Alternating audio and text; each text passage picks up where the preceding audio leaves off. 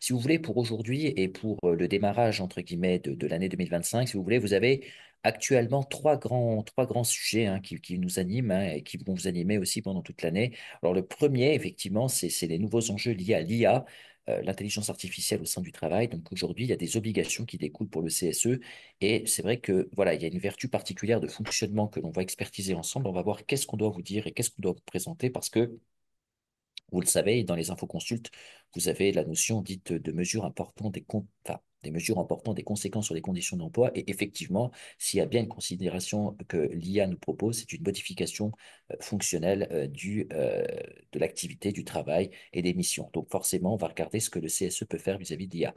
Après, nous reviendrons sur les derniers contours qu'on a s'agissant de l'arrêt du 3 avril 2024. Alors, c'est un arrêt qui donc date, hein, puisque c'est l'année 2024, mais en revanche, vous le savez, hein, pour ceux en tous les cas qui ont déjà suivi des formations équivalentes à nos côtés, on a traité à un moment donné un sujet sur cette nouveauté concernant les ASC. Et donc, concernant les ASC, on a aujourd'hui une obligation, j'y reviendrai, de ne plus prendre en considération d'ancienneté pour faire favoriser des avantages nature à des collaborateurs. Si tant est soit peu que on puisse le faire tout de suite, on le fera peut-être avec un décalage, et le décalage, il sera jusqu'au 31 décembre 2025, et c'est ça que je voulais voir avec vous. Qu'est-ce que vous avez à faire pendant l'année pour vous mettre en adéquation avec les objectifs de l'URSSAF. En troisième temps, euh, vous avez dernière thématique que nous verrons. Alors cette thématique, en revanche, je vous le dis tout de suite, elle n'abordera, enfin du moins, elle est propre à certaines entreprises, mais pas à toutes. Donc déjà, il faudra voir si vous êtes soumis aux considérations de cette loi ou pas. Alors c'est un peu particulier parce que bon, quand on est une grande entreprise, la question ne se pose pas, mais vis-à-vis des TPE, vis-à-vis des TPE et des PME, il faudra vérifier, mais ça se passera chez vous en direct live de l'application ou pas de cette loi. Donc, c'est vraiment propre aux entreprises, c'est propre aux considérations de chaque entreprise. Et je le répète, ce n'est pas une consultation privative. Donc, je ne pourrais pas vous dire, vous concernant individuellement, si vous y êtes ou non contraint, mais vous avez un impact d'une nouvelle loi qu'on appelle la loi sur la durabilité qui, effectivement, emportera une nouvelle conséquence d'Infoconsulte pour l'année 2025. Donc, je vais vous expertiser un petit peu tout cela et je tâcherai d'être le plus clair, même si, effectivement, encore une fois, en quelques minutes, on ne peut pas tout voir. Alors, on va passer à la slide suivante, si tu le veux bien. Voilà, et on avance voilà, sur les nouveaux enjeux liés à l'IA. Donc, si vous voulez, alors pour faire simple, déjà, il faut reprendre dans le contexte, hein. Donc, l'IA, l'intelligence artificielle, bon, est un domaine de l'informatique hein, qui permet habituellement la réalisation de tâches pouvant être complexes hein, par des systèmes qui nécessitent normalement des principes humains. Et là, par l'intermédiaire de l'IA, l'idée, c'est effectivement, et vous le savez, de faire une substitution par des outils numériques. Alors, dans le monde du travail, on a des types différents de fonctionnement. On a des services de production, des services clients, des services après-vente, des services de ressources humaines. Et tous ces moyens techniques humains actuellement pourraient être substitués par l'IA ou, en tous les cas, est en phase de pouvoir effectivement un jour être remplacé. Alors, c'est sûr que, voilà, si on regarde si on donne des chiffres, par exemple, hein, ben, il y a une étude là, actuellement du Fonds monétaire international qui prévoit normalement hein, une transformation des emplois d'environ presque 40% dans les 10 prochaines années. Donc c'est vrai que ça, mis en avant dans les réalités de terrain, on se dit, bon, ben, il va bien falloir quand même se préparer au futur et déterminer les vrais enjeux qui en découleront. Alors, de là, on s'est dit, mais est-ce que le CSE a quelque chose à faire? Et donc, le rôle du CSE, effectivement, existe s'agissant l'IA. Alors, d'abord, euh, comment dire, la base de base, hein, c'est que, il y a une consultation annuelle liée à l'IA. Alors, c'est ce qu'on vous expose en quelques mots, hein. On vous dit que euh, voilà, il y a une expertise qui peut être faite au cours des trois consultations annuelles. Alors, je m'explique. Euh, il peut être abordé, donc je vous le dis, au cours des trois consultations annuelles, d'accord, où les élus pourront et devront d'ailleurs même se poser des questions à ce sujet. Alors par exemple, donc vous vous rappelez qu'il y en a trois habituellement des consultations annuelles. Donc par exemple, s'agissant de la consultation sur les orientations stratégiques de l'entreprise, eh bien on dit que les élus pourront questionner l'employeur sur ces sujets propres dans ce domaine et les budgets d'investissement prévus dans les outils liés à l'IA. C'est-à-dire que euh, pragmatiquement, hein, vous êtes dans une orientation stratégique et budgétaire, on vous présente les orientations stratégiques et budgétaires, ben, il est évident que l'employeur est soumis à l'obligation de vous dire qu'il a l'intention d'investir dans l'IA. Je ne sais pas, il veut développer des logiciels de contrôle de gestion. en utilisant des moyens de gestion internes et en utilisant des moyens de gestion externes, c'est-à-dire notamment faire appel à de l'intelligence artificielle pour compléter des activités techniques, bah, voilà, vous serez soumis à l'obligation d'être informé de ces dépenses à venir et fondamentalement, je vous dis, vous serez soumis à l'obligation d'être informé. Alors, si vous avez déjà assisté à des infoconsultes sur les orientations stratégiques et budgétaires, vous savez comment que ça se passe. Il n'y a pas toujours tout qui est dit. Et c'est vrai que vous avez, et moi c'est ce que je vous conseille en tous les cas, pratiquement, c'est que dans les futures consultations sur les orientations stratégiques et budgétaires, de savoir si l'employeur a ou non envisagé d'utiliser ou pas l'IA dans le cadre de son activité et qu'il vous propose une expertise générale sur qu'est-ce qu'il va mettre en place, avec quel budget, avec quel planning et sous quel délai. Et ça, vous avez tout à fait le droit de le demander, hein. Et donc, vous avez l'orientation stratégique et budgétaire qui le permet. Donc, cette infoconsulte particulière, vous pouvez effectivement la demander. Après, évidemment, si vous préférez le faire en dehors du contexte de l'infoconsulte, c'est tout à fait possible aussi de la poser, cette question, je veux dire, individuellement. Comme ça, vous pourriez très bien, dans le cadre de l'exercice de l'année de référence, envoyer au nom du CSE par l'intermédiaire du secrétaire une question précise sur le comportement à adopter vis-à-vis de l'IA et des attitudes à adopter vis-à-vis de l'IA. Est-ce que l'on est face à une ouverture que l'on fera dans un délai proche? Est-ce que l'on va mesurer les risques de disparition ou de progression des activités professionnelles par l'IA? Et tout simplement, est-ce que oui ou non, vous êtes déjà en réflexion sur l'IA? Normalement, l'employeur devrait, dès le démarrage de ses réflexions sur l'IA, les soulever à la conformité et à la connaissance de son CSE. Maintenant, est-ce qu'il le fait vraiment? Vous le savez, hein, il y a ce qu'on appelle le off et il y a ce qu'on appelle le réel, hein. Et en off, souvent, il fait des expertises, il fait des analyses et malheureusement, ben, vous n'êtes pas forcément au courant. Alors, dans l'infoconsulte, et encore une fois, en dehors de l'infoconsulte, il serait possible de poser une question typique sur les projets d'investissement et les projets de budget qui sont prévus vis-à-vis de l'outil de l'IA. Alors, on peut aussi aller sur une autre théorie, hein. On peut aller sur la théorie de la politique sociale, les conditions de travail et de l'emploi. Euh, Effectivement, hein, vous avez aussi cette particularité qui peut vous permettre d'attaquer sur ce terrain. Quand je dis attaquer, hein, entendez avec justesse mon propos, hein, je ne vous dis pas attaquer dans le sens premier du terme, mais c'est vrai que vous pouvez interpeller dans ce cas-là plus justement, plus chaleureusement, on va dire, vous pourriez interpeller votre employeur sur cette question de la politique sociale et des conditions de travail en interpellant sur le sujet de l'IA, hein. Donc, on peut demander s'il y a notamment des formations prévues en matière de l'IA, hein, et pour qui. C'est vrai que c'est aussi une approche pour savoir un peu les impacts de l'IA dans l'établissement. Alors là, par exemple, on le retrouve beaucoup en ressources humaines, hein. On entend beaucoup parler de formations liées aux impacts de l'IA et aux mesures d'accompagnement des ressources humaines avec le biais de l'IA. Donc, c'est vrai qu'on en entend pas mal parler de cela. Et ça peut être une stratégie aussi d'approche pour voir un peu les impacts de l'IA dans l'entreprise. Alors, il peut aussi être question de comment dire, de pouvoir effectivement se poser les questions des mutations technologiques. C'est est-ce que quelque part, on va pouvoir s'appuyer de l'IA pour modifier un peu nos approches professionnelles?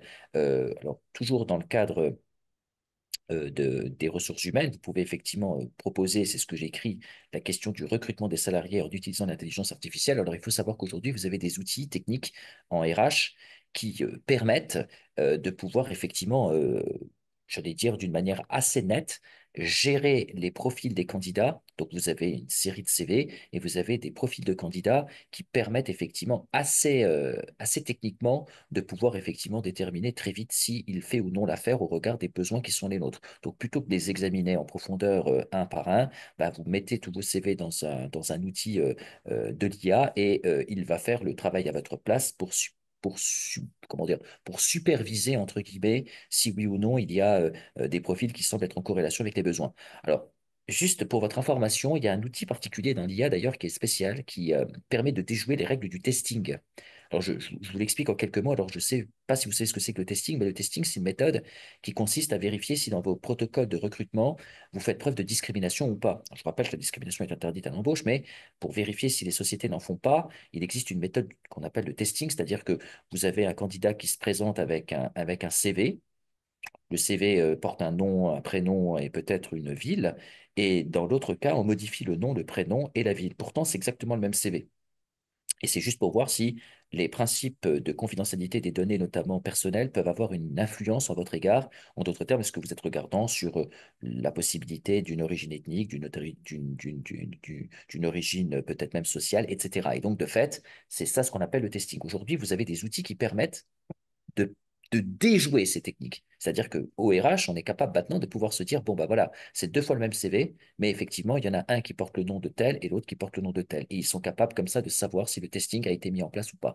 Donc, si vous voulez, c'est même des outils qui sont particulièrement performants parce qu'ils peuvent même déjouer les règles de celles et ceux qui essayent de mettre en place des moyens de vérification si la société est en conformité ou pas avec ses exigences en matière de lutte contre les discriminations.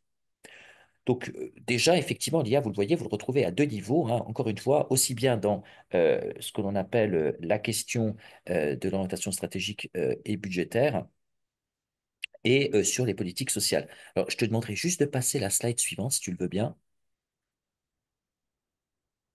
Voilà. Ah, C'est bon? pardonne-moi. Non? Non, c'est pas. Non, non, pardonne-moi. Non, non, en fait, c'est toujours la bonne. Ouais, ouais, ouais, non, non, effectivement, c'est moi qui me suis un petit peu avancé. Je croyais qu'on avait mis en fait à part, mais non, en fait, on a aussi la consultation sur la situation économique et financière. Alors, effectivement, j'ai oublié, mais dans les quelques lignes de la consultation économique et financière, on peut aussi se renseigner sur les investissements. Mais bon, c'est pas vraiment là-dessus, hein. Vraiment, je vous les ai évoqués parce que ça mérite d'être évoqué. Mais l'IA, à proprement parler, hein, l'IA, ça se travaille surtout sur les consultations relatives aux orientations stratégiques et budgétaires de l'entreprise, parce que c'est là où effectivement on sait si on va investir ou pas là-dedans. Et enfin, sur les politiques sociales et les conditions de travail, parce qu'on veut voir si les métiers vont évoluer. Alors, vraiment, hein, je vous dis, il existe divers types d'IA actuellement. Et voilà, on le retrouve vraiment partout. Et donc, l'IA dans les ressources humaines, je ne veux pas zoomer sur les ressources humaines, hein, mais vraiment, vous avez des cas qui sont terribles, hein. On dit par exemple qu'on peut utiliser vraiment des logiciels RH pour le recrutement, mais vous avez aussi je sais pas moi, des intelligences artificielles qui permettent d'automatiser les tâches administratives, notamment en matière de paye. En matière de paye, vous avez aujourd'hui l'IA qui peut largement prendre quasiment, on va dire, 20 à 35% de l'activité de la paye. Donc, vous imaginez que ça décharge dans certains cas. Ça peut aussi malheureusement faire disparaître certains postes. Et c'est ça aussi la peur que l'on a. Donc, on peut aussi, par exemple, utiliser l'IA dans la gestion des talents et des compétences, hein. Dans le cadre de la GEPP, on peut aussi utiliser l'IA à ce niveau-là. Donc, c'est vrai qu'on est vraiment dans une tribulation assez discutable avec, d'un côté, l'IA qui est positif parce que ça nous fait permettre d'avoir moins de temps pris en compte pour des activités accessoires, mais en même temps, ça peut faire peur à terme parce qu'on pourrait aussi se dire que ça va grappiller nos activités au fur et à mesure. Et c'est là que vous avez un droit de regard. Alors, je pense, alors je vais vous laisser la place aux questions, mais j'imagine que vous allez me poser automatiquement cette question, est-ce que l'IA peut être un justificatif d'un futur licenciement pour motif économique? Effectivement, oui. Effectivement, oui. On a eu déjà un cas d'ailleurs, hein, l'arrêt célèbre que l'on appelle édition. Alors, je rappelle que l'on a eu au début de l'année 2023 un licenciement en masse de plus de 100 collaborateurs, hein, qui travaillaient dans une maison d'édition qui était en charge de faire de la veille sociale et qui a été remplacée par l'IA. Donc, c'est vrai que voilà, c'était la première fois où on a entendu parler de licenciement pour motif économique lié à l'IA. Et donc, on a régulièrement comme ça des affaires qui résultent de ces questions, sachant que euh, et ça va peut-être inquiéter certains, et je veux quand même prendre de la proportion et de la mesure dans ce que je vais vous dire, mais l'employeur reste maître à bord. C'est-à-dire que vous n'aurez pas en tant que CSE le moyen de pouvoir montrer du doigt une activité qui serait substituée par l'IA. Vous n'aurez pas ce pouvoir-là. Vous pourrez contester la légitimité, mettre une réserve, mettre effectivement dans le cadre d'une infoconsulte, par exemple, des remarques qui vous semblent opportunes de mettre en avant pour la casse sociale que cela pourrait créer à terme. Mais empêcher l'instauration de l'IA, impossible. Ça, il faut vraiment que vous soyez conscient. Ça ne relève pas des CSE, ça relève des organisations syndicales par branche d'activité, peut-être même de l'État. À l'heure actuelle, il y a des discussions pour savoir si le gouvernement, notamment le ministère du Travail, ne peut pas calibrer des postes qui seraient, je dirais presque des portes fermées sur les questions d'IA. Empêcher justement la reprise de certains postes par l'IA. Alors, vous avez peut-être vu à la télévision le sujet des interprètes, comment dire, des interprètes audio et vidéo. Vous savez, celles et ceux qui font les voix françaises dans la cinématographie. C'est 42 000 postes qui sont pressentis comme étant potentiellement capables d'être anéantis. Et on a fait une alerte auprès du gouvernement pour sauvegarder ces postes, puisque l'IA permettrait de pouvoir remplacer ces personnes en temps et en heure. Donc là aussi, ils ont des représentants du personnel, certes dans le milieu du public, mais ils sont non quand même. Mais pour le coup, effectivement, on ne pourra pas empêcher l'évolution de l'IA, si tant et soit peu que des réserves soient faites et que vous vous battiez dans le cadre des instaurations de modifications fonctionnelles au travail. Mais voilà, je veux quand même vous le dire, hein, il faut quand même être conscient que l'IA reste maître de son évolution actuellement et que c'est que le gouvernement qui pourrait le bloquer.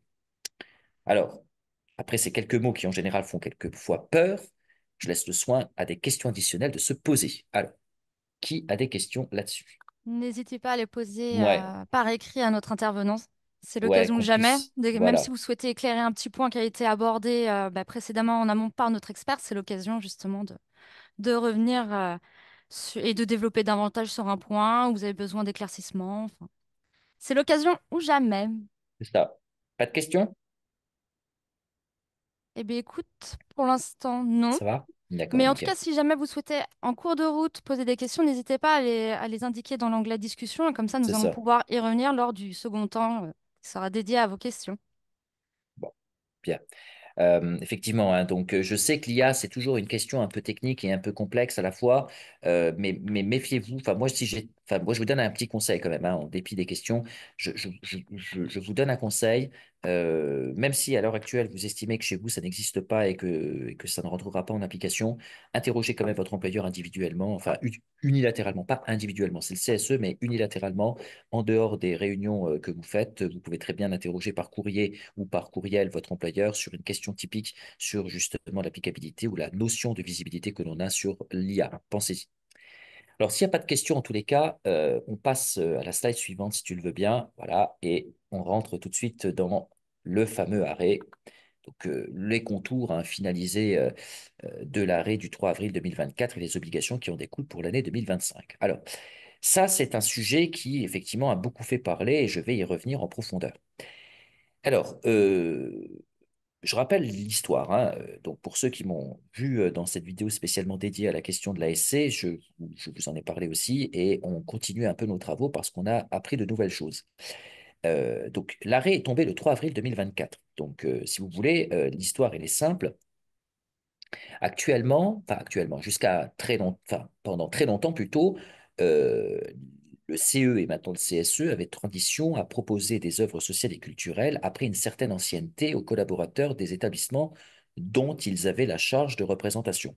Hein, habituellement, il était question d'une sorte de tolérance du 6 mois, c'est-à-dire qu'avant d'octroyer un certain nombre d'avantages à ses collaborateurs, les représentants du personnel, encore une fois CE et aujourd'hui CSE, avaient tendance à dire, bon voilà, ça fait 6 mois que vous êtes dans l'établissement, je vous donne le droit et le bénéfice de l'obtention de votre œuvre sociale et culturelle en intégralité.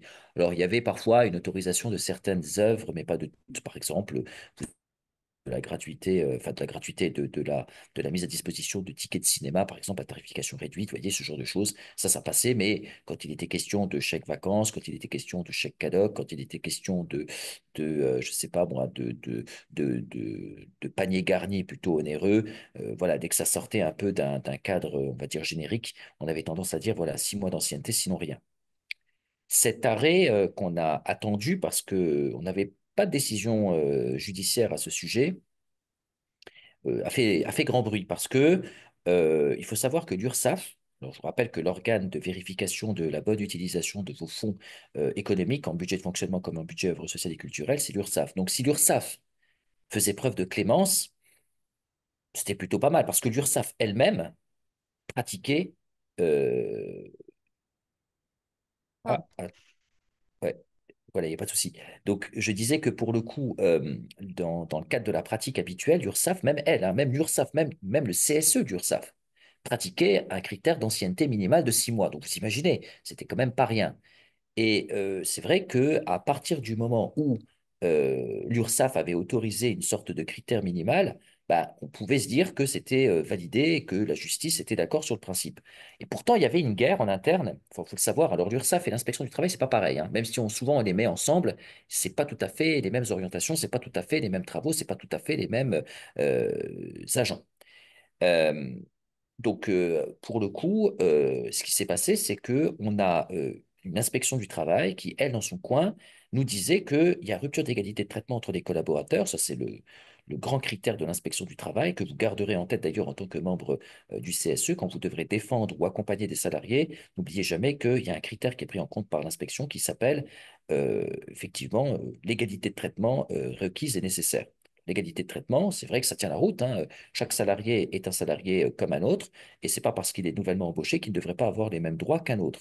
C'est ça la théorie de l'inspection du travail. Donc l'inspection du travail était en porte-à-faux par rapport à la position de l'URSSAF, et c'est vrai que à un moment donné, ce qu'on s'est dit, c'est que bon voilà, ce qui pourrait être opportun, bah, ce serait de couper la poire en deux, peut-être pas 6 mois, mais mettre moins. Bon, finalement, c'est la justice qui a tranché, qui a donné raison à l'inspection du travail. Alors, qu'est-ce qui s'est passé effectivement dans cette affaire? On avait mis en place une ancienneté minimale pour l'obtention d'un avantage et la justice, le 3 avril 2024, a anéanti cette théorie en disant non. Désormais, toute personne qui fait partie de l'entité, au jour où il est officiellement dans l'entreprise, c'est-à-dire au jour où il est en acceptabilité du contrat et c'est-à-dire au jour où il commence à travailler. Alors attention au décalage, hein, si vous avez signé un contrat qui démarre le 1er septembre, mais que vous ne démarrez pas officiellement avant le 8 parce que vous n'avez pas encore enfin, vous n'avez pas encore de planification avant le 8, vous êtes quand même sous contrat à partir du 1er. Donc ça veut dire qu'entre le 1er et le 8, vous n'avez pas réellement travaillé, mais vous êtes quand même salarié. Donc si un avantage est octroyé entre le 1er et le 8, vous ne pourrez pas dire je n'étais pas présent sur le site, donc je n'ai pas le droit à cet avantage. Non, vous étiez dans les effectifs du site et donc vous étiez soumis à l'obligation d'avoir les avantages. Je vous dirai ça tout à l'heure quand il sera question notamment de la mise à disposition de vos avantages. Donc là, on a mis en place donc ce critère d'ancienneté qui disparaît totalement. Et donc aujourd'hui, dans chaque établissement, et c'est ça la nouveauté et c'est ça la difficulté, dans chaque établissement, vous allez devoir être vigilant sur cette théorie selon laquelle un nouvellement arrivé dans l'entreprise a le droit à tous les avantages équivalents à ses collègues.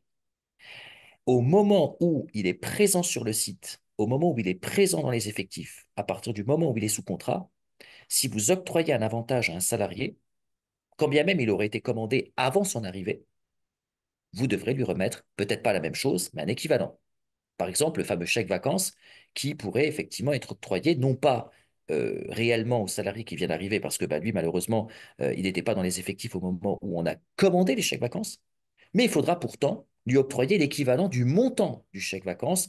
Alors, je vous rassure, il sera question de pouvoir effectivement interroger sur ces critères de présence effective dans l'établissement, c'est-à-dire que puisque la masse salariale est prise en considération sur une année révolue, si le salarié n'est là que depuis un jour ou depuis que un mois, ben, il va falloir lui donner l'équivalent d'un chèque vacances, non pas réservable pour 12 mois, mais réservable pour un mois. En d'autres termes, si vous aviez un chèque vacances de 100 euros ou de 120 euros, pour faire simple, eh bien, vous lui retirerez, vous lui donnerez un avantage qui sera l'équivalent de 12 euros, de 10 euros, pardonnez-moi. D'accord? Vous lui donnerez un avantage de 10 euros, pas forcément un chèque vacances, je le répète, ça peut être autre chose, mais qui aurait la valeur vénale de 10 euros. Donc, c'est vrai que à partir du moment où un salarié existe dans l'établissement, et c'est ça le critère, vous avez à le prendre en compte, sans délai, sans considération du retard, sans considération des faits. Donc, vous devez le prendre en tant que tel et vous devez l'accepter en tant que tel. Et c'est vrai que ça nous pose des questions puisque il y a eu beaucoup de tergiversations sur le sujet, il y a eu beaucoup de questions également sur le sujet. Alors, ce qui est important, c'est effectivement aussi de se dire que euh, vis-à-vis de cette problématique de l'ancienneté, et c'est ce que je voulais aussi vous indiquer dans le document, c'est que il y a une information de l'URSSAF qui nous dit que il y a une acceptation. Alors, elle est ce qu'elle est, hein, mais il y a une acceptation, euh, une tolérance pour que la mise en conformité se fasse d'ici le 31 décembre 2025. Alors, c'est très particulier, c'est-à-dire qu'en fait, euh, comment dire, le débat qui est offert, c'est effectivement le fait que il y a des sociétés qui ont dit, bah, attendez, on n'arrivera pas du jour au lendemain à corriger le tir. Je veux dire, on a tellement d'habitudes marquées, comment vous voulez que nous, on modifie aujourd'hui les règles de fonctionnement, sachant que bah, on a toujours mis en place un critère d'ancienneté, et si vous voulez qu'on joue la modification du jour au lendemain, on n'y arrivera pas. Alors, l'URSSAF, sensible à cette question et à cette sensibilisation qui avait été faite, a édicté une règle qui était celle de se dire que, bon, on va se laisser un temps. Donc, eux, ils ont fait une déclaration le 30 juillet 2024. Alors, il faut savoir que moi, c'est l'ironie du sort qui l'a voulu, j'ai assuré une formation à l'URSSAF, à plusieurs URSSAF d'ailleurs, au courant du mois de juillet 2024, comme par hasard, avant qu'ils rendent cette décision. Mais j'étais déjà informé parce que, en fait, l'URSSAF, c'est des sections départementales, et l'URSSAF s'était mis d'accord entre elles pour dire, voilà, on va mettre en place une règle de fonctionnement unanime pour effectivement certainement se mettre en corrélation avec effectivement un temps de latence. Alors pourtant, il faut quand même savoir une chose, hein. Euh, le, le, le réseau URSSAF a donné une position. Il a donné une position. Le réseau URSSAF a donné une position. C'est-à-dire qu'elle a dit, je laisse une tolérance de jusqu'au 31 décembre 2025 pour que cette règle de l'ancienneté ne s'applique plus. Si à partir du 31 décembre 2025, vous n'êtes toujours pas en capacité de pouvoir assurer les mêmes droits à chacun et à chacune, en temps et en heure et sans prendre en considération un minimum d'ancienneté, alors la consécration de la sanction, elle est particulière. Elle était attendue, hein, parce qu'on ne savait pas, et c'est ça la nouveauté aujourd'hui d'ailleurs de 2025, c'est qu'on la sait, c'est que si vous ne respectez pas les règles d'ancienneté, enfin si vous ne respectez pas le principe de ne pas prendre en considération l'ancienneté plutôt, eh bien malheureusement, tout toutes les exemptions qu'on vous a offertes.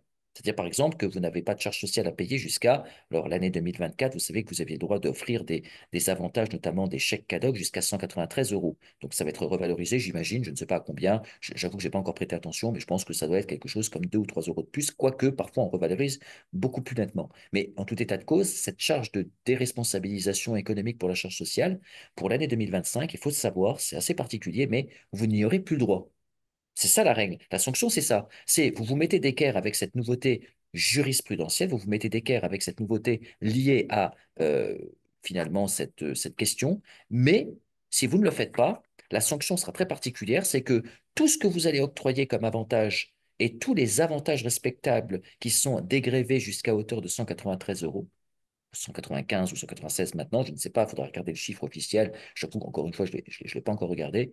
Mais en tout état de cause, ce dégrèvement de charges sociales que je vous ai octroyé n'aura plus d'applicabilité, je vous l'annulerai. C'est comme si vous étiez hors la loi par rapport à vos charges sociales. C'est ça la mesure qui sera engagée par euh, l'URSSAF, si tant est soit peu que vous ne respectiez pas les règles. Alors, j'imagine qu'il doit y avoir des questions. Alors, je vais laisser Agathe. Juste, est-ce que tu peux déjà passer à la slide suivante? Bien sûr, Voilà. c'est bon. Ouais, nickel. Donc, juste effectivement, hein, voilà, comme ça, vous voyez un petit peu les éléments, parce qu'il faut quand même savoir une chose. Vous voyez, dans les contours finalisés de l'année 2024, enfin, avec ce contour de l'arrêt du 3 avril 2024, j'indique juste que c'est jusqu'au 31 décembre 2025, mais voilà, comment dire, comment dire, c'est pas une note officielle, c'est une considération, c'est une tolérance de l'URSSAF. C'est-à-dire que il se pourrait, je dis bien qu'il se pourrait, et c'est ma dernière remarque, après on passe aux questions, il se pourrait que certains agents de l'URSSAF estiment que, vu la configuration de votre entité, vu la configuration qui vous était octroyée, vu les mesures que vous étiez censé vous entreprendre, particulièrement parce que vous êtes une société exemplaire ou une société avec une certaine valeur économique, si vous voyez ce que je veux dire, on pourrait vous dire, cette tolérance, on ne vous l'octroie pas. C'est une tolérance qui n'est pas légale, hein.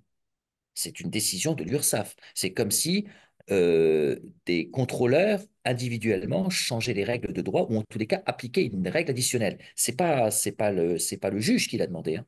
C'est l'URSSAF qui l'a mis en place. Donc il faut quand même faire attention à cette notion de tolérance. Pour ça que voilà, le bulletin officiel de la sécurité sociale à l'heure actuelle n'est pas applicable. Le bulletin officiel n'a pas rendu probant cette décision qui actuellement est une simple tolérance. Donc attention quand même si je pense que voilà, il n'y a pas de raison, comme c'est rentré en plus dans le guidance, comme c'est rentré dans la guidance du fonctionnement de l'URSSAF, je pense que voilà, il ne devrait pas y avoir de stress là-dessus.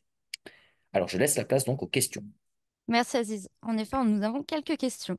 Ouais. Première question, est-il possible en critère d'éligibilité de mettre une présence au sein de l'établissement sur un jour donné, exemple 15 février 2025, et uniquement ces personnes présentes ce jour-là peuvent bénéficier de chèques vacances, par exemple, en leur permettant un paiement pendant plusieurs semaines suite à cette date, et une remise de chèques ultérieurement.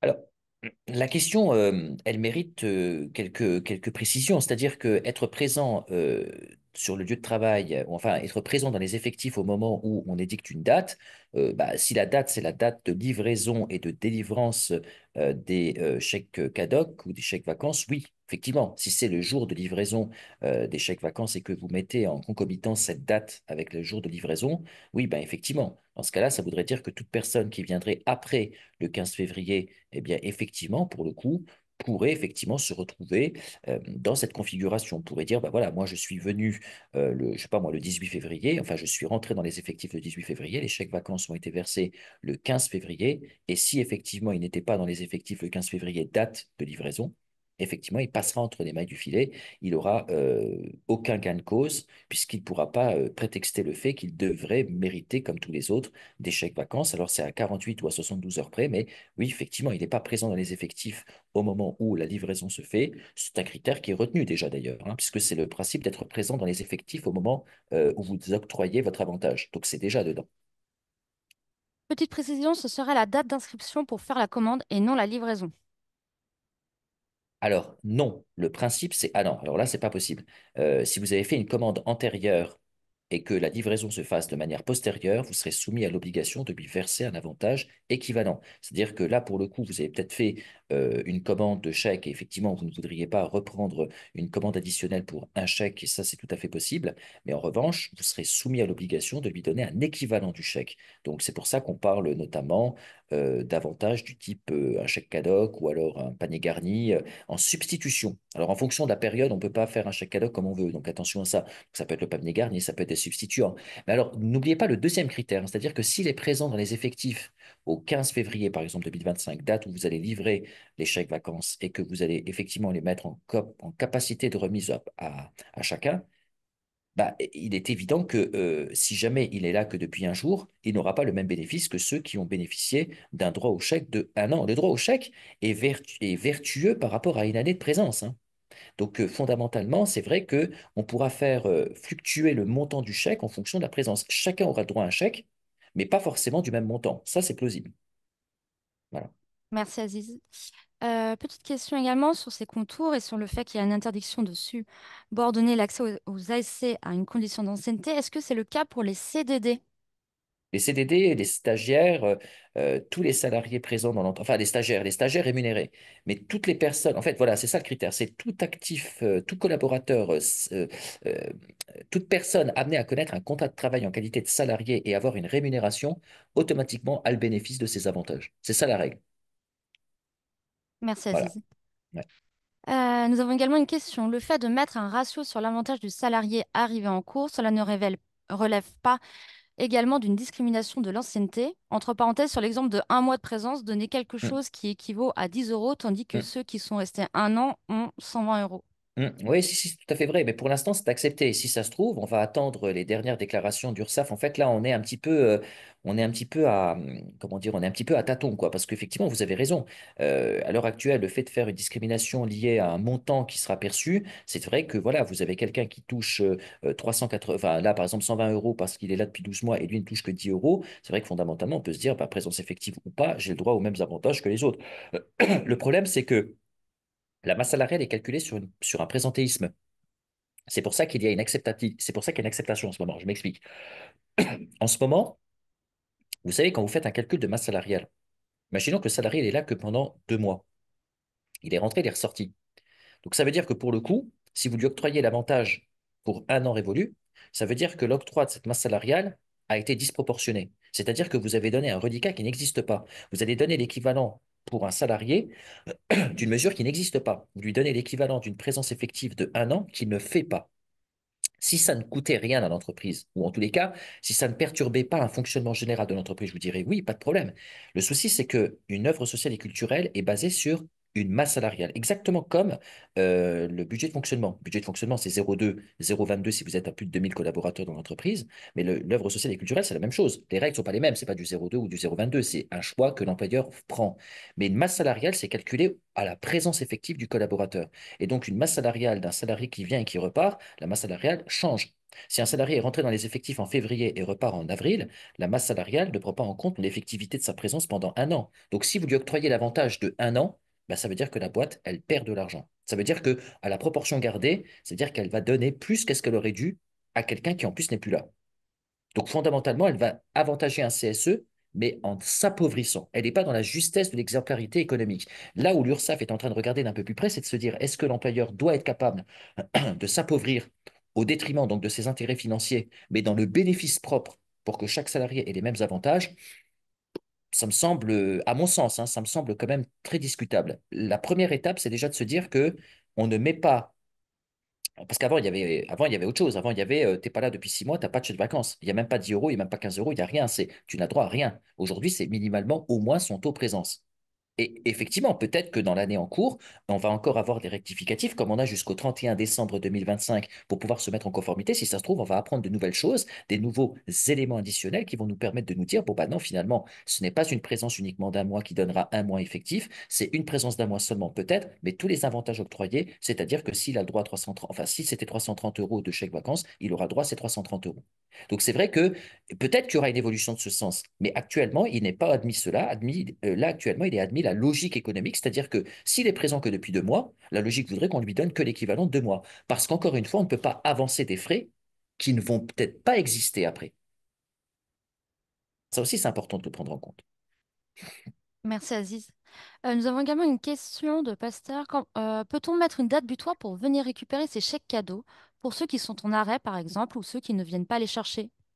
Alors, en général, ceux qui ne viennent pas les chercher, ils ont pas enfin, vous n'avez pas la possibilité de dire on vous les octroie pas. C'est un avantage qui leur est dû en tant que salarié effectif de l'établissement. Ils sont en droit de les obtenir.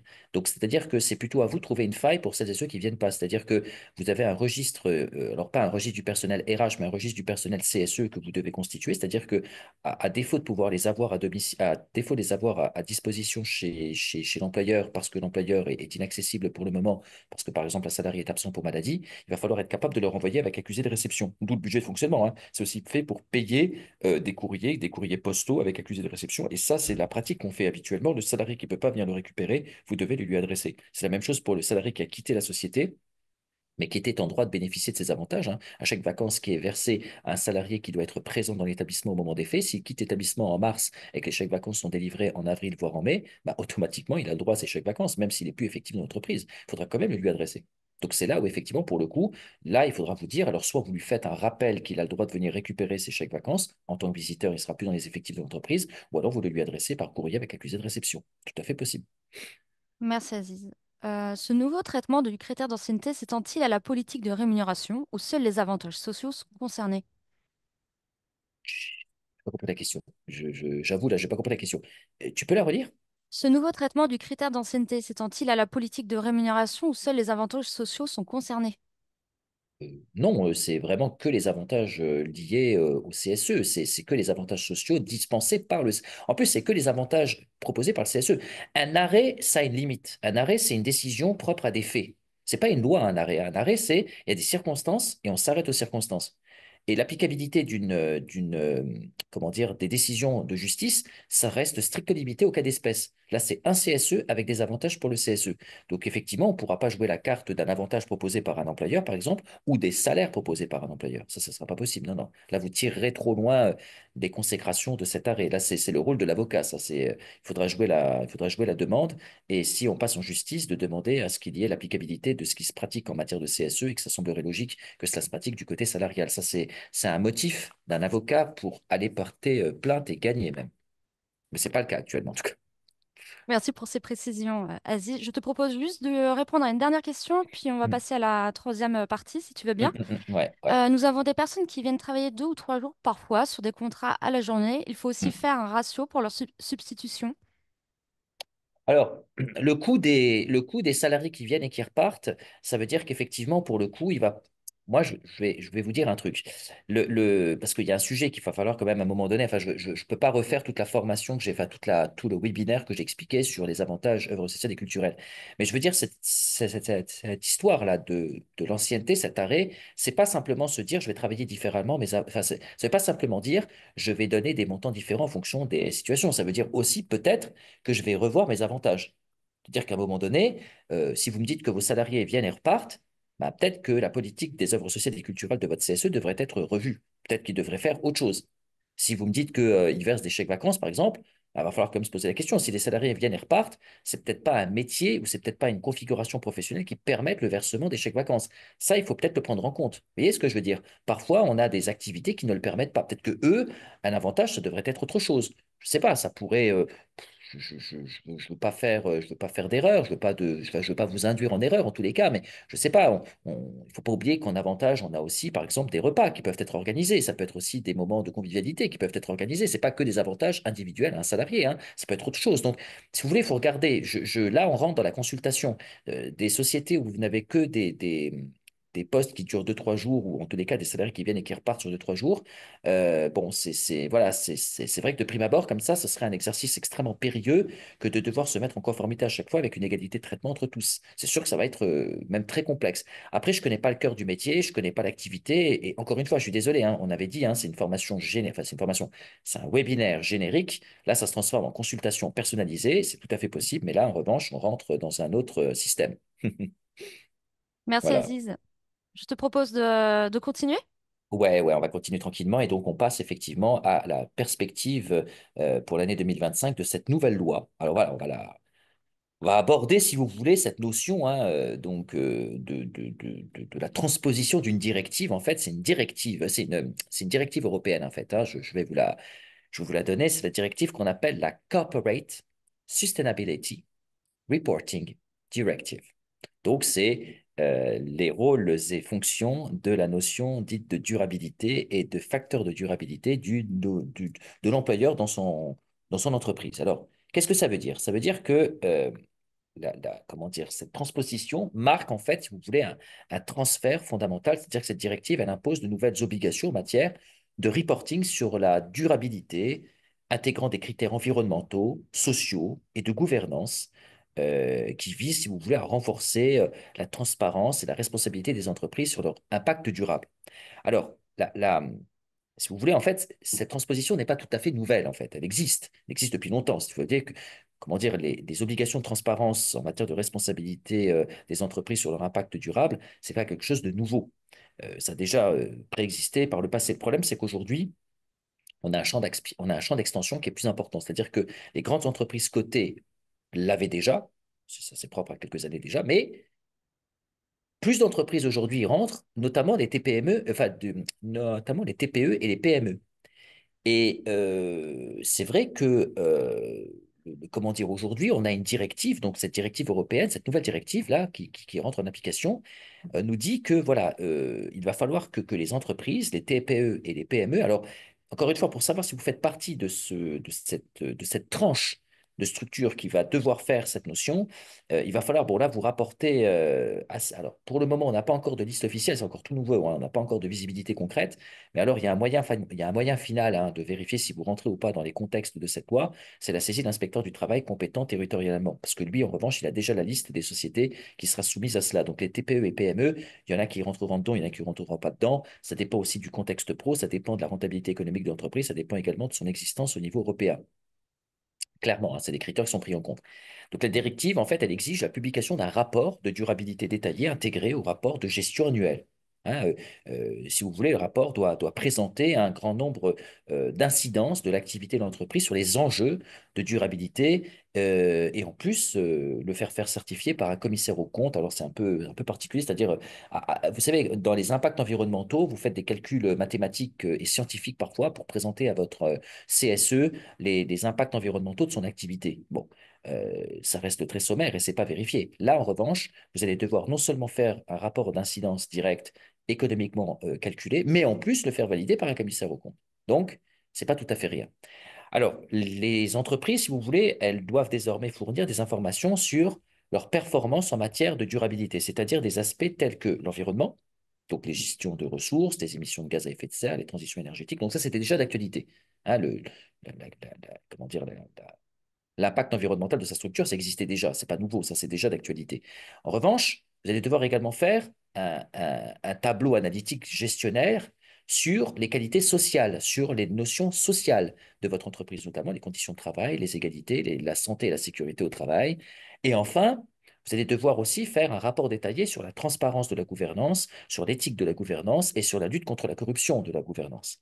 Et là, vous avez beaucoup de choses qui doivent s'y insérer. En fait, Aujourd'hui, les TPE et les PME qui vont être soumis à ces obligations, c'est vrai que voilà, on va rentrer dans une notion plus forte, plus puissante. Et d'ailleurs, au 1er janvier 2025, hein, les entreprises concernées par cette directive, je le répète, à vous de vérifier maintenant si votre entreprise rentre ou pas dans ce cadrage, mais c'est vrai que, elles devront inclure de près ou de loin une consultation sur les questions de durabilité. Alors, ces consultations couvrent les orientations stratégiques de l'entreprise, puisque vous devrez aujourd'hui proposer ou déterminer les objectifs et les plans d'action en matière de durabilité. Vous allez devoir également, dans le cadre de la situation économique et financière, superviser le rapport de durabilité et le rapport de certification de coûts financiers que cela porte, et enfin la politique sociale et les conditions de travail et d'emploi, avec notamment des enjeux de durabilité et leurs impacts sur les salariés qui seront effectivement supervisés. Donc, il n'y a pas une propre consultation nouvelle sur le critère de la durabilité, c'est-à-dire que si vous voulez, la durabilité ne rentre pas dans une nouvelle configuration de consultation, mais cette consultation de durabilité exerce et existe au sein de l'ensemble des consultations obligatoires. Les orientations stratégiques et budgétaires touchent à la durabilité, la situation économique touche à la durabilité, la politique sociale touche à la durabilité. Alors, voilà, bon, après, voilà, il y a enfin, il y a plusieurs conseils que je pourrais vous donner, mais là, malheureusement, on rentre en technique, je suis plus en webinaire, mais il y a plusieurs choses hein, qui doivent être faites. Donc, si votre société est rentrée dans les exigences de la directive ESG, on l'appelle, hein, rapidement, on l'appelle la directive ESG. Donc, la directive ESG, si malheureusement enfin, si malheureusement, il y a pas d'avis personnel, mais voilà, si vous avez, entre guillemets, une poigne, entre guillemets, qui s'opère là-dessus, si vous avez un fonctionnement qui s'opère là-dessus, vous avez des mesures à entreprendre, vous avez des préparations de documents, vous avez des formations aux élus, hein, donc là aussi, cette question est importante, hein, donc les coordinations des consultations, l'assistance d'un expert comptable, vous avez pas mal de points à prendre en considération. Donc, il y a de la nouveauté là-dessus et il faudra quand même vraiment se prendre le temps de l'analyser. Alors, euh, c'est vrai que, alors je vais laisser l'autre slide prendre le relais. Si tu veux bien, on va passer sur la transposition. Alors, on passe la suite, excuse-moi. J'en ai un petit peu vite. C'est vrai que j'étais tellement omnubilé par mon propos. On passe Hop. à la prochaine slide. Voilà. Alors, j'en ai déjà parlé aussi. On va la passer aussi. Voilà. Euh, Là, on va passer aussi celle-là. Ah non, je crois que c'était la dernière. Je n'étais pas allé plus loin, moi. Ouais. En Donc, effet. ouais, je n'étais pas allé plus loin parce que je voulais pas non plus que vous noyiez dans les infos. Mais si vous voulez, il y a quand même des points particuliers. C'est qu'aujourd'hui, le CSE, dans la transition écologique et sociale, compte tenu de cette réforme de l'ESG, bon, ben voilà, vous allez devoir évaluer les impacts durables. Donc, c'est vrai que le CSE, grâce aux documents et rapports fournis en la matière, vous allez quand même devoir, de près ou de loin, donner des impacts, enfin, donner des avis sur les impacts durables. C'est indubitable. Alors, vous pouvez aussi formuler des avis là-dessus, hein.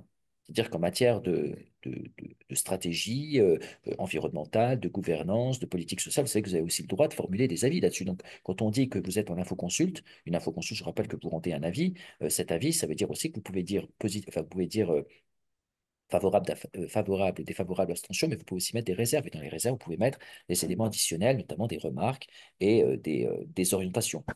Euh, je vais vous dire un truc, alors moi je suis très regardant là-dessus, mais les enjeux de durabilité, c'est aussi des mesures d'attente qui sont soulevées du côté des plus jeunes. Et par exemple, du côté salarié, on demande des engagements concrets en matière de qualité de vie au travail, d'égalité et de transition écologique. Si vous voulez avoir une vraie consultation sur cette question justement de la durabilité du côté salarié, alors c'est un sujet parce que là encore ce matin, en animation, on m'a posé cette question, mais est-ce qu'on est obligé ou pas de mesurer les risques psychosociaux dans son entreprise? Bah, oui, avec la loi du 2 août 2021, clairement, il faudrait qu'on mesure les risques psychosociaux. Et en plus, avec une norme comme l'ESG, il va falloir aussi le faire. Donc, c'est vrai que grâce aussi encore un peu plus avec cette technique additionnelle qui rentre en application, vous allez devoir aussi, bien sûr, se poser des questions sur la durabilité chez les salariés, la transition écologique chez les salariés et finalement le bien-être et l'éthique. Et pour ça, bah, si vous ne faites pas de mesure de près ou de loin des risques psychosociaux, vous ne pourrez pas vraiment dire si on est en conformité ou pas avec les exigences légales. Alors, on a aussi, bien sûr, une visibilité sur les investisseurs, parce qu'en matière de durabilité, il faut voir aussi ce que les investisseurs proposent, les partenaires commerciaux aussi. Donc, c'est vrai que c'est une nouveauté qui nécessite beaucoup de choses. Euh, beaucoup de questions en fait hein, sur la notion de durabilité. C'est dans la droite lignée de ce qu'on était, enfin de ce qu'on appelait les impacts environnementaux, mais aujourd'hui les impacts environnementaux ne suffisent plus. Vous allez devoir aussi aller sur la théorie sociale et sur la théorie éthique et gouvernance. Voilà, Merci Aziz. avec plaisir. Prêt pour les questions? Oui, pas de problème. Alors, nous avons une question. Du coup, la première question est la suivante. Hmm. L'utilisation de l'IA va à l'encontre de cette directive. C'est très consommateur en énergie. Est-ce anticipé? Non, pas du tout. Alors, je ne vais pas rentrer dans la polémique de l'IA concernant cette directive. Moi, je dis juste que l'impact environnemental de chaque activité professionnelle est mesuré. Maintenant, la question, c'est qu'est-ce que je fais dans mon activité professionnelle? Quand je disais tout à l'heure que l'IA était applicable dans son entreprise, bah, après, il faut voir à quelle proportion on l'utilise. C'est comme si je vous dis on fait du télétravail. Le télétravail aussi, c'est pas spécialement positif du côté, effectivement, de la, comment dire, de la transition écologique. Et encore, tout dépend le nombre de kilomètres parcourus par chacun des salariés. Est-ce que c'est plus intéressant qu'ils restent chez eux ou qu'ils soient effectivement en présentiel? Je suis d'accord, l'IA, quelque part, va à l'encontre un peu, en tous les cas, de cette notion de durabilité. Pourtant, euh, dans une balance, est-ce que quelques mesures de l'intelligence artificielle bouleverseraient l'équilibre en présence en matière de durabilité? J'en suis pas certain. Il faut regarder les impacts.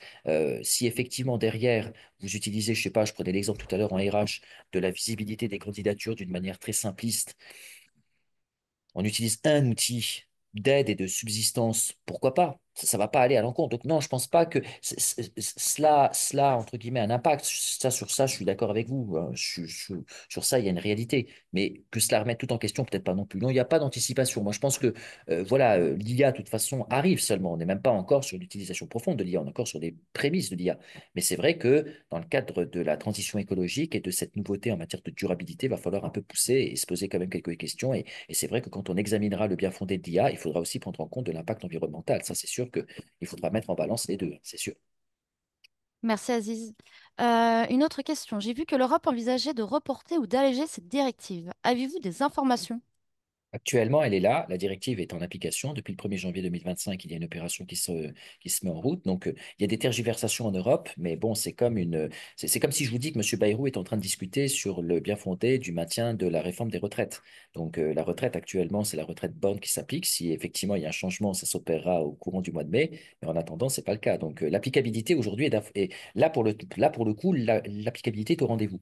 Alors, si effectivement ça devait bouger, ça bougera, mais pas pour le moment en tous les cas. Pour l'instant, la directive a été transposée. La directive est ancienne, hein. La transposition est récente. Donc, si vous voulez, hein, une directive, une transposition, c'est pas pareil. La directive, elle rentre en application. La France se met en corrélation avec cette directive sur des délais plus ou moins longs. Maintenant, il faudrait qu'effectivement cette directive soit annulée au niveau européen pour que la transposition n'ait plus lieu d'être, puisque la directive n'existerait plus. C'est pas d'actualité encore pour le moment. Merci Aziz. Je te propose d'aborder une question en lien avec la première partie sur l'intelligence artificielle. Hmm. Bonjour, je reviens concernant le thème de l'IA. Désolée pour le retard. Notre direction refuse l'utilisation de l'IA pour certains métiers. Je Hmm. souhaiterais aborder le sujet sur la prochaine réunion au CSE. L'IA évolue et je me pose la question sur certains postes de l'entreprise qui peuvent qui peuvent impacter les conditions de travail. Est-ce que par hasard tu aurais des conseils à apporter? Ben, on revient sur ce qu'on appelle une consultation, hein, mais si vous voulez quelques mots génériques sur le sujet, bon, une société est contre l'IA. Je le répète, l'employeur est le seul maître à bord dans sa société, il choisit ce qu'il veut. Hein, un employeur, jurisprudence Brinon 1956, l'employeur suit la direction qu'il veut pour l'organisation et l'orientation de son entreprise. Donc si on est contre l'IA, c'est un peu comme quand on est contre le télétravail. C'est qu'on est contre une faveur potentielle d'amélioration des conditions, parce qu'encore une fois, l'IA peut être une faveur d'amélioration des conditions, mais si on est contre, on est contre. Après, on peut toujours effectivement soulever le bien fondé de l'IA. Alors, si j'avais un conseil à donner, notamment pour désengorger les charges de travail de certains. C'est le moyen d'action qui me semble le plus juste, c'est où on est capable de désengorger la charge de travail de certains salariés parce qu'on sait que les salariés sont en charge de travail disproportionnée, parce qu'on a mesuré, et là encore, c'est un exercice pratique, mais il va falloir mesurer la charge de travail des salariés. Quand on rapporte la preuve qu'ils sont alors, je vais utiliser un terme qui est galvaudé, hein, je suis désolé, hein. Mais quand on est en submersion professionnelle actuellement, ben, on est obligé de faire automatiquement ben, une mesure d'amélioration des conditions de travail et pourquoi pas par l'IA. Donc, si vous voulez, pour gagner devant votre employeur la sérénité de pouvoir faire passer votre dispositif d'IA, il faudrait rapporter la preuve que ça serait une vraie plus-value dans l'entreprise et notamment, pourquoi pas, en matière de santé-sécurité. C'est une méthode.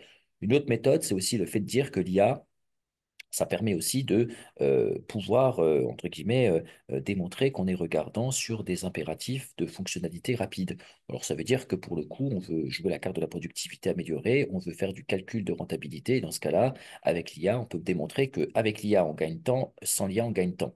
Montrer un petit peu les mesures d'impact économique et les retombées pour montrer que l'employeur est en train de faire une perte sèche économique à défaut d'utiliser l'IA. C'est un petit peu plus, à mon sens, je vais dire, outrageant. Si j'ai un conseil à donner pour le demandeur, même plus d'être sur le terrain de l'allègement des charges de travail, ça me semble déjà beaucoup plus sympathique et plus facile d'accès. Voilà. Merci Aziz. Nous avons une question, mais du coup, c'est pour la deuxième partie. Les salariés qui ont quitté l'entreprise avant la distribution des chèques vacances ont-ils droit aux chèques? Ouais, quand c'est dans l'année en cours, ils ont toujours le droit, oui. Ouais, ouais.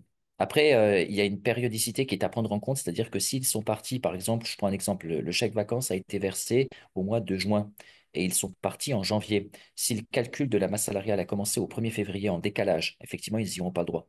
Donc là, si j'ai un conseil à donner, c'est à partir de quand le versement de l'œuvre sociale et culturelle a été fait. Et en fonction de ça, on aura un calcul par anticipation ou pas d'ailleurs de la masse salariale. Là, par exemple, il y a certaines structures qui apprennent seulement maintenant à combien va s'élever leur montant d'œuvres sociales et culturelles. C'est-à-dire qu'il y a eu ce qu'on appelle un point de rupture entre l'année N-1 et l'année N+1, c'est-à-dire que la masse salariale a été calculée qu'au courant du mois de janvier, ils ne l'ont pas fait par anticipation. Donc si le salarié est parti pendant cette période de transit, à ce moment-là, effectivement, il n'aura pas le maintien de son avantage puisqu'il n'existait plus dans les effectifs. Voilà. Merci Aziz. Euh, Nous n'avons plus de questions. Et de toute façon, Euh, je n'ai plus de temps. Donc, Voilà, au moins, et c'est pile réglé. poil, on La question ne terminait se pose pas. parfaitement bien le Voilà. webinaire. Voilà. Merci à toutes et à tous pour votre participation. Merci Comme beaucoup. d'habitude, ce fut un webinaire dynamique avec beaucoup de questions, donc très passionnant. Je tenais à vous préciser que le replay de l'événement vous sera envoyé, bien évidemment, et je tiens à vous informer que le prochain webinaire d'ADNCE se tiendra le 24 février prochain sur la thématique suivante, QVCT et bien-être, quelle différence? Merci à toi aussi, Aziz, pour ton intervention. Merci bien. Merci à tout le monde et encore une fois, bon courage dans vos actions.